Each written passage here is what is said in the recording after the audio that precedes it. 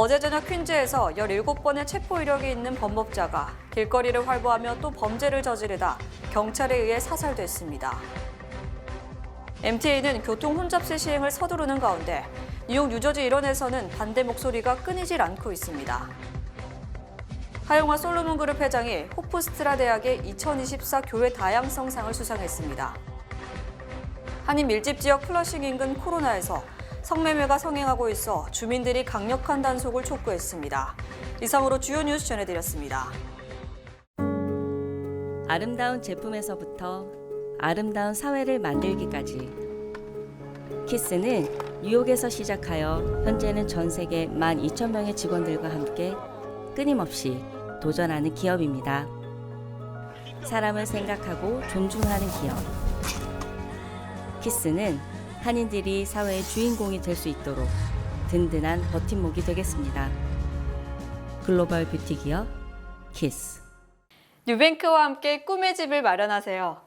빠른 승인, 맞춤형 서비스, 전문가 상담, 지역 전문성, 경쟁력 있는 이자율. 뉴뱅크가 주택 소유를 쉽고 간단하게 모든 단계에서 도움을 드립니다. 지금 바로 가까운 뉴뱅크 지점을 방문해서 홈모기지 대출 상품에 대해 문의하세요. 뉴뱅크 제공입니다. 시청자 여러분 안녕하십니까? 11월 20일 수요일 TKC 뉴스데스크 첫 소식입니다. 어제 저녁 퀸즈에서 17번 체포 전적이 있는 범법자가 길거리를 활보하며 또 강도 범죄를 저지르다가 경찰의 쏜총에 맞아 사망했습니다. 에릭 아담스 뉴욕시장은 18일 발생한 묻지마 범죄에 이어 또 비슷한 사건이 발생했다며 이는 명백한 사법 시스템의 실패라고 비판했습니다. 사건은 어제 저녁 5시 30분경 자메이카 164번 스트리트 인근 힐사이드 애비뉴의 한 델리에서 발생했습니다. 용의자는 검정 리볼버 총을 들고 델리 직원과 손님들을 위협했고 현장에서 달아나기 전 한 번의 총격을 가했습니다. 절도 발생 1시간 뒤 NIPD 경찰관 리치 윙과 다른 경찰관은 용의자로 보이는 남성에게 접근했고 범인은 총을 꺼내 윙의 허벅지에 발사했습니다. NIPD는 곧바로 범인의 얼굴에 총을 발사했고 범인은 인근 병원으로 옮겨졌지만 사망 판정을 받았습니다. 이 과정에서 무고한 27세 여성이 총에 맞아 부상을 당했습니다. 누가 총을 발사했는지는 밝혀진 바 없습니다. 용의자 게리 월씨는 57세 남성으로 6일 전에 중범죄 마약을 소지한 혐의와 체포를 거부한 혐의로 체포됐다가 풀려났습니다. 또한 용의자는 살인, 총기 소지 혐의 등 17개의 혐의로 무기징역 가석방 상태에 있었던 것으로 알려졌습니다. 용의자는 2001년부터 7건의 범죄로 체포됐는데 지난 할로윈에 발생한 총격 강도 사건에도 연루된 것으로 나타났습니다. 아담스 시장은 우리는 이틀 연속 사법체계가 우리 시민들을 지켜주지 못했음을 목격했다. 살인 혐의로 유죄를 선고받고 7건의 범죄로 체포된 이력이 있는 범법자가 자유롭게 길거리를 활보하며 또 범죄를 저질렀다며 범죄를 예방해야 할 사법 시스템이 제 역할을 하지 못하고 있다고 강하게 비판했습니다. MTA는 교통 혼잡세 징수의 연방 승인을 앞두고 있는 가운데 조시 고트하이머 뉴저지 연방 하원 의원은 교통 혼잡세 시행에 90일 숙려 기간을 요청하고 전체적인 요금 재검토를 촉구하고 나섰습니다. 현재 교통 혼잡세 징수는 연방 고속도로관리국의 마지막 승인만 남은 상태로 메트로폴리탄 교통공사는 내년 1월 5일 시행을 목표로 바이든 행정부의 신속한 승인을 요청하는 상황입니다. 이와 반대로 뉴욕 뉴저지 일원에서는 교통 혼잡세 시행에 대한 반대 목소리가 끊이질 않고 있는데 조시 고트하이머 뉴저지 연방 하원 의원은 19일 기자회견을 열고 교통 혼잡세 시행에 앞서 90일 숙려 기간과 전체적인 요금 재검토가 필요하다고 주장했습니다. 고트하이머는 교통 혼잡세 징수가 MTA 이사회에서 제기된 것을 강하게 비판하며 $15가 중산층에게 부담이라며 무기한 중단하더니 5개월 후 뉴요커들에게 쥐어짜선 안 된다. MTA는 수입원 마련에 너무 필사적인 나머지 다른 건 아무것도 신경 쓰지 않는다고 비판했습니다. 한편 연방정부는 교통 혼잡세 징수에 대해 최근 몇 년간 비협조적인 태도를 취해왔습니다. 2019년 트럼프 일기 아래 교통 혼잡세가 처음 승인된 해 연방정부는 어떤 환경평가가 필요한지에 대한 지침을 제공하길 거부했고 2021년 조 바이든 행정부에 들어서야 진전이 있었습니다. 이에 따라 MTA는 트럼프 대통령 당선인이 취임한 후에는 교통 혼잡세 징수가 더 어려워질 것을 예상, 신속한 시행을 추진 중에 있습니다. 제노 리버 MTA 국장은 지난 18일 기자회견에서 트럼프 대통령 당선인이 소셜미디어를 통해 교통 혼잡세 징수를 폐기할 것이라 밝힌 데 대해 트럼프 대통령 당선인 취임식 이전에 교통 혼잡세 정책이 법제화된다면 이를 쉽게 물을 수는 없을 것이라고 밝혔습니다. 뉴욕 한인 회장을 역임하고 에스더 화재단을 설립한 하영화 솔로몬 그룹 회장이 호프스트라 대학 내셔널 교회학센터에서 수여하는 2024 교회 다양성상을 수상했습니다. 롱아일랜드 소재 호프스트라대 내셔널 교회학센터가 연례 행사로 주관하는 다양성 기념식이 19일 크리스트 할로우 컨트리 클럽에서 200여 명이 참석한 가운데 열렸습니다. 올해로 16번째 기념식을 맞은 센터는 하 회장이 솔로몬 그룹을 한인 최대 보험사로 성장시킨 점과 에스더 화재단을 설립해 한인사회의 정신건강의 중요성을 널리 알린 공로를 인정해 그에게 2024 교회 다양성상을 수여했습니다. 하 회장은 이날 수상 소감을 통해 자신이 비즈니스를 성장시키는 데 눈이 멀어 극심한 우울증을 겪고 있는 딸의 아픔을 돌보지 못했다며 에스더 화재단을 통해 숨어서 아픔을 겪고 있는 이들에게 작게나마 도움을 드리고자 한다고 말했습니다. 이러한 상을 받는 것을 계기로 지금 제가 하고 있는 솔로몬 보험뿐만이 아니라 10년 전에 태어난 우리 에스터하 우리 재단도 더욱더 성장 발전하고 정말 우리 민족을 더 떠나서 이곳에 있는 우리 모든 민족들이 함께 손을 손잡고 또 사랑하는 데 앞장서고 더욱더 발전 성장시켜서 앞으로 모든 민족에게 귀감이 되는 그러한 단체, 그런 회사가 되도록 노력을 하겠습니다. 이날 행사 공연 기획을 맡은 이소영 퀸즈 한인회 부회장과 더불어 이현탁 퀸즈 한인 회장, 박윤용 지구당 대표, 조광렬 수필가 등 한인들이 참석해 하 회장의 수상을 함께 축하했습니다. 에스더 파운데이션 그동안에 많이 수고하셨던 분들을 생각하면서 10년 전부터 좀 시작을 해서 그런 거를 알리고 교육시키고 제가 1회 때 또 가서 또 교육받은 사람이거든요. 오늘의 이 축제가 한국 사람들이 모인 우리의 의상을 또 롱아일랜드에 심는 그런 또 기회가 되지 않을까 그렇게 생각하고 있고 호프스트라 대학 내셔널 교회학센터는 교회 다양성, 사회 및 경제 공평성, 지속 가능성 등을 연구하고 정부 기관들이 정책화하도록 방향성을 설정하는 데 목적을 두고 있습니다. 한인 밀집 지역인 플러싱 인근 코로나에서 성매매가 성행하고 있다며 주민들이 강력한 단속을 요구하고 나섰습니다. 퀸즈 코로나 111스트리트 인근 주민들은 플러싱 메도우 코로나파크 인근 사이언스 뮤지엄 바로 맞은편 주택에서 공개적으로 성매매가 버젓이 이루어지고 있다며 이 주택 등에 대한 즉각적 폐쇄를 요구했습니다. 주민들은 어제 오전 사이언스 뮤지엄 앞에서 시위와 기자회견을 통해 이 지역이 이른바 스윗허트 마켓이라고 불리며 공개적인 성매매가 이뤄지고 있다. 틱톡을 통해 지속적으로 광고도 행해진다고 주장했습니다. 특히 밤에는 코로나 지역 루즈벨트 애비뉴 일대에 매춘부들이 음란한 복장을 하고 줄지어 서 있는가 하면 대낮에도 초등학교 학생들에게 콘돔을 나눠주는 것으로 드러났습니다. 주민들은 사이언스 뮤지엄 바로 맞은편 주택이 매춘굴이며 밤낮으로 모든 인종의 남자들이 드나들고 있다. 이 주택을 즉각 폐쇄하고 범법자들을 체포해야 한다고 강조했습니다. 주민들은 1년 전부터 매일 밤마다 이 집 주위에서 최소 10명 이상의 여성들이 성매매에 나서고 있으며 특히 밤 10시부터 새벽 2시까지는 더 많은 여성들이 몰려든다고 말했습니다. 이에 대해 경찰은 루즈벨트 애비뉴를 중심으로 한 성매매를 집중적으로 단속, 상당한 성과를 거뒀으며 현재는 주택가로 파고든 것으로 보인다고 밝혔습니다.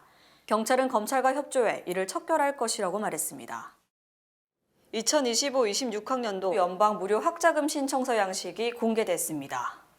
교육부는 기존 예정됐던 12월 1일 공식 공개일을 앞두고 11월 18일부터 모든 학생과 가족들이 다음 학년도 FA-FSA 양식을 이용할 수 있다고 발표했습니다. 앞서 2024-2025학년도 FA-FSA 양식이 각종 오류로 잡음이 이어지며 공개가 지연됐었고 이후 교육부는 2025-2026학년도 FA-FSA 양식을 통상 공개했던 10월 1일이 아닌 12월 1일로 연기했습니다.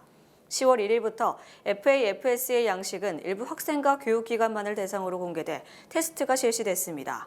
단계적 출시를 통해 시스템 오류를 식별, 해결하고 사용자 피드백을 조합해 신청서 사용을 더 쉽게 만들기 위한 전략인데 교육부는 지난 몇 주 동안 테스트 그룹의 피드백을 면밀히 모니터링해 정식 공개 전 해결해야 할 문제를 파악했다고 전했습니다. 다음 학년도 FA-FSA 양식이 공개되긴 했지만 12월 1일까지는 여전히 테스트 기간입니다. 다만 교육부는 지금부터 12월 1일 사이 신청서를 제출하는 학생은 이후에 다시 신청서를 제출할 필요가 없다고 설명했습니다. 미 국방부는 우크라이나에 고기능의 포병 로켓 시스템과 대전차 무기를 포함한 2억 7,500만 달러 규모의 추가 군사 지원을 발표했습니다. 국방부는 20일 우크라이나에 2억 7,500만 달러 규모의 추가 군사 지원을 제공한다고 발표했습니다. 이번에 포함된 무기 지원에는 고기동성 포병 로켓 지원 시스템용 탄약, 방사능 및 핵 보호 장비도 포함됐습니다. 또 115mm 및 105mm 포병 탄약, 60mm 및 81mm 박격 포탄, 무인 항공 시스템, 지벨린 및 AT4 대장갑 시스템, 소형 무기 및 탄약, 폭파 장비 및 탄약, 화생방 보호 장비 등도 지원합니다. 또 바이든 행정부는 우크라이나의 대인지뢰 제공을 처음으로 승인했습니다. 인간을 표적으로 하는 대인지뢰는 민간인까지 희생될 수 있기에 160개 이상 국가가 조약으로 사용을 금지하고 있습니다.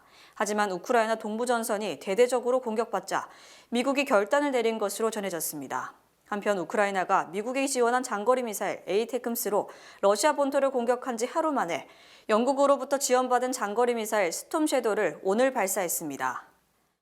도널드 트럼프 대통령 당선인이 1기 임기 말 시행하지 못한 연방 공무원 5만 명 해고 계획을 이번 2기 임기 초에 강행할 전망입니다.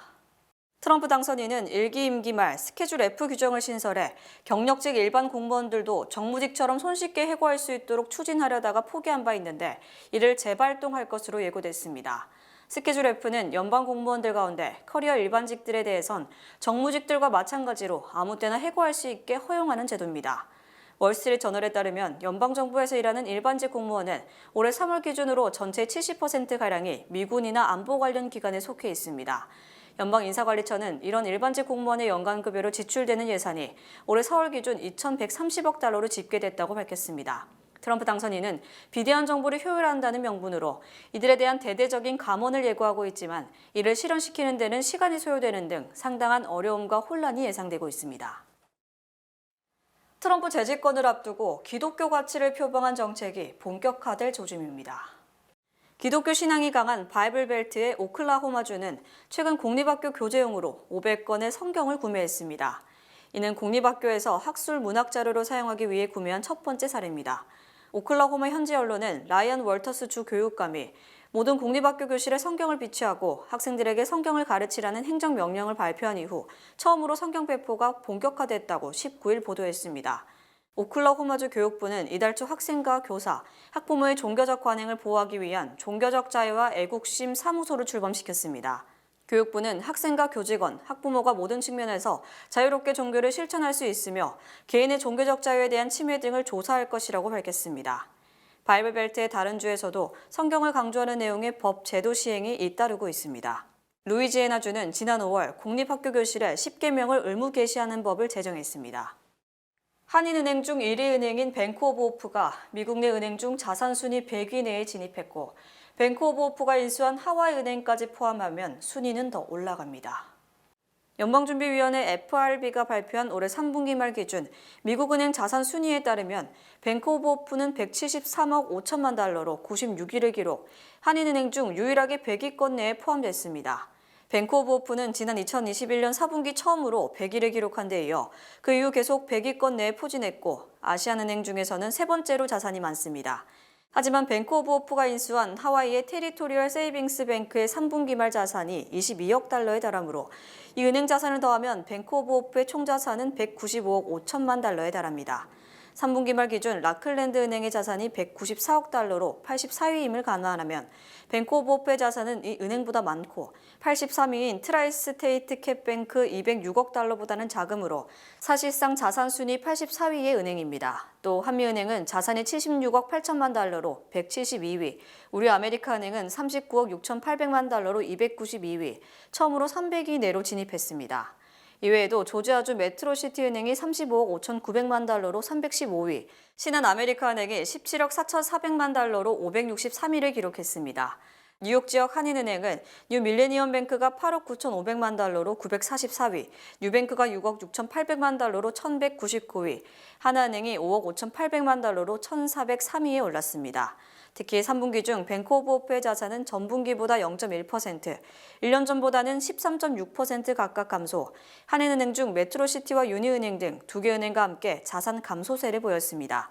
반면 우리 아메리카은행은 자산이 전분기보다 10.7%, 1년 전보다 24.1% 각각 증가하는 등 가장 큰 성장세를 보였습니다. 성폭행 혐의 등으로 유죄 판결을 받은 트럼프 당선인이 성비위 의혹에 쌓인 인물을 내각에 기용하는 것은 미투 운동에 대한 반발이라는 지적이 제기됐습니다. 뉴욕타임스는 트럼프 당선인이 성비위 의혹 제기가 갖는 사회적 역할에 대한 싸움을 강행하겠다는 의지가 표현된 것이라며 트럼프의 성폭행 폭로 의혹에 대한 반감이라고 지적했습니다. 뉴욕타임스는 맥 게이츠 법무장관 지명자는 과거 미성년자를 상대로 성매매를 했다는 의혹이 제기됐고 피트 헤그세스 국방장관 지명자는 공화당 행사에서 만난 유부녀를 성폭행했다는 의혹을 받고 있다고 보도했습니다. 다만 두 사람은 기소되지는 않았고 돈을 주고 해당 사건을 공개하지 않기로 한 사실은 밝혀졌습니다.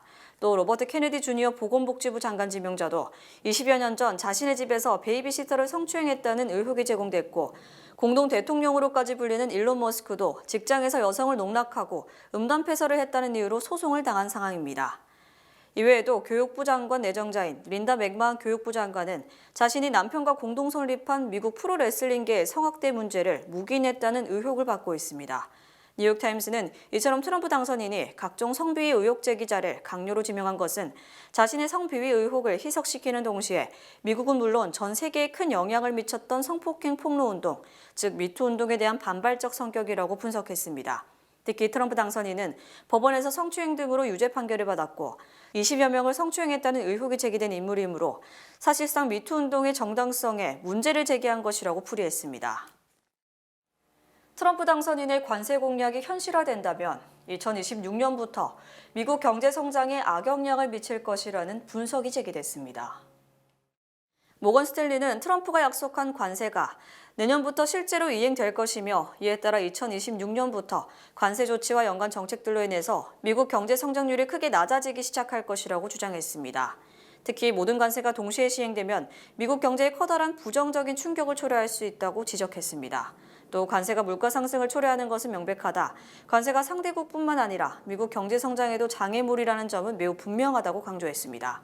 현재 트럼프 당선인은 미국에 들어오는 수입품에 대해 10에서 20%, 중국산 수입품에 60% 이상의 관세를 부과할 것이라는 공약을 제시한 상황입니다. 모건 스탠리 외에 증권사 시버트도 바이든 행정부의 관세 부과에 이어 트럼프가 추가로 관세를 부과한다면 자동차, 가전, 기계, 건설, 도매 등에서 물가 상승이 발생할 것이라고 우려했습니다. 특히 바이든 행정부가 중국산 전기차에 100% 관세를 부과했고 트럼프가 전기차를 포함 중국산 수입품의 60%를 추가 부과하면 자동차 산업이 상당한 영향을 받을 것으로 전망됐습니다.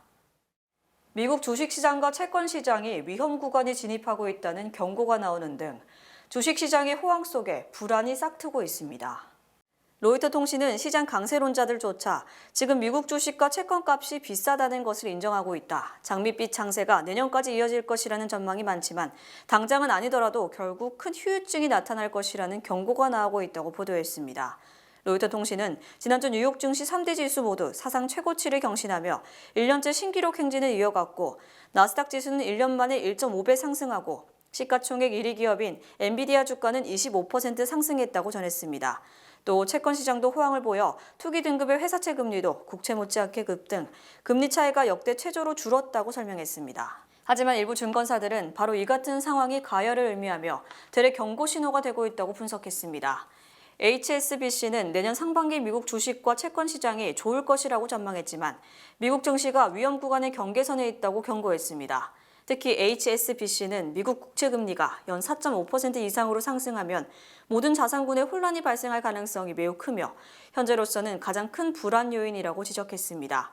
반면 모건 스탠리는 트럼프 행정부가 출마하면 주가가 매우 큰 폭으로 움직일 가능성이 크지만 그래도 외국 주식보다는 미국 주식과 미국 채권을 사는 게 낫다고 주장했습니다. 또 찰스 프린스 전 시티그룹 회장은 음악이 그칠 때까지는 춤을 춰야 한다. 불안 요소가 있더라도 상승장에서는 매수하는 것이 낫다고 강조했습니다. TKC 뉴스데스크 잠시 후 2부에서 계속됩니다. 미주 최대 한인은행에서 이제 아시아계를 대표하는 은행으로 도약하는 희망을 설계하는 전문가들의 은행 Bankers, Experts, Neighbors 뱅크 오브 호프가 지원합니다. 주요 단신 전해드립니다. G20 정상들이 18일 개방적이고 포용적인 다자무역 시스템을 보장해야 한다는 공동선언문을 채택했습니다. 또 우크라이나와 가자에서 벌어지는 전쟁에 깊은 우려를 나타내고 기후변화 대응에 협력하기로 했지만 구체적 해결책을 내놓지 못했습니다. 뉴저지주의 새 급여 공개법이 내년 8월 시행됩니다.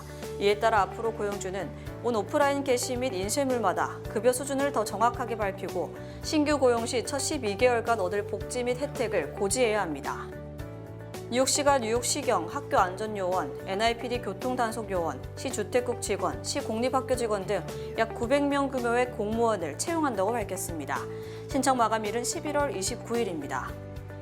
노스이스턴 대학 네트워크 과학연구소의 최근 연구에 따르면 미국에서 공급되고 있는 식품 가운데 73%가 고도로 가공된 식품인 것으로 드러났습니다.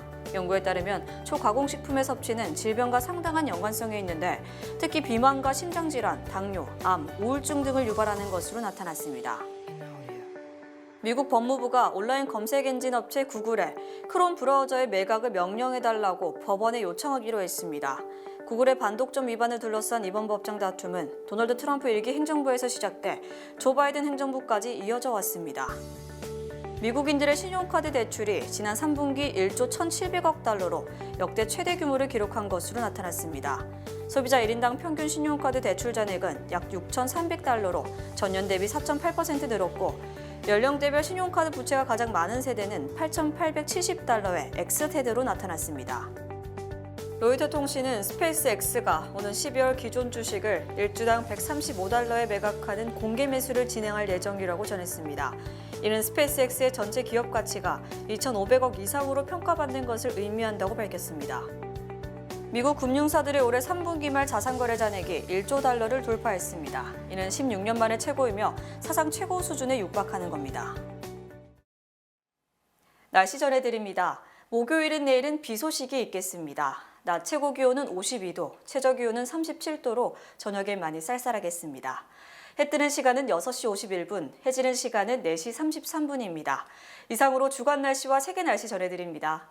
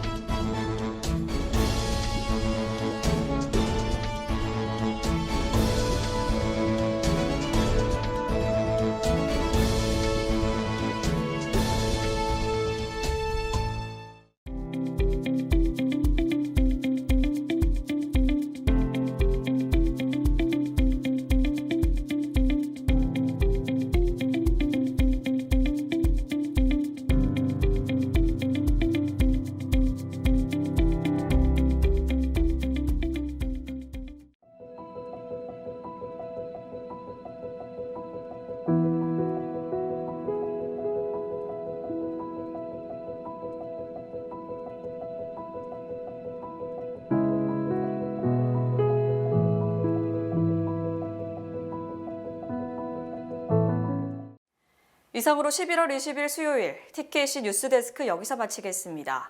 시청해주신 여러분 고맙습니다.